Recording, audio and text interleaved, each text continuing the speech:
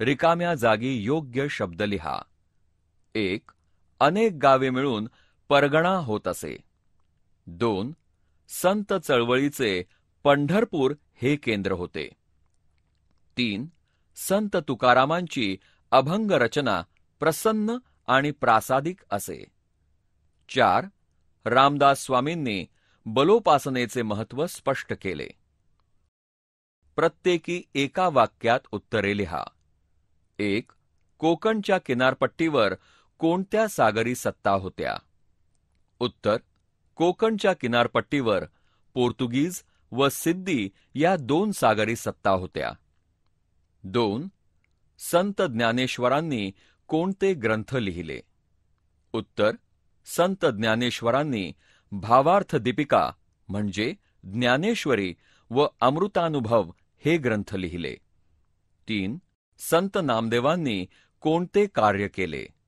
उत्तर: संत नामदेवांनी भागवत धर्माचा संदेश गावोगावी पोहोचवण्याचे कार्य केले.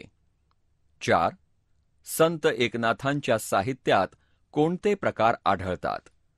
उत्तर: संत एकनाथांच्या साहित्यात अभंग, गवळणी, भारुडे इत्यादी प्रकार आढळतात.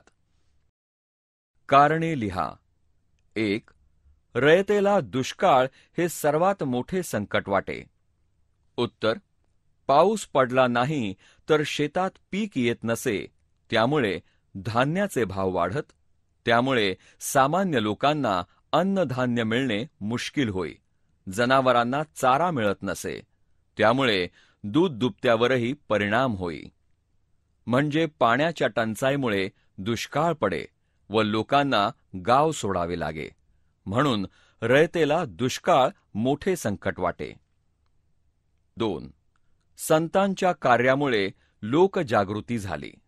उत्तर: संतांनी भाषा, साहित्य आणि संस्कृती याबद्दल अनेक अभंग, कवने रचून लोकांमध्ये जागृती निर्माण केली.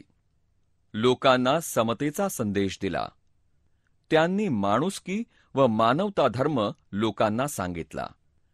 एकमेकांवर प्रेम करावे, एकत्र यावे व एकजुटीने राहावे ही शिकवण दिली. यामुळे लोकांमध्ये जागृती निर्माण झाली.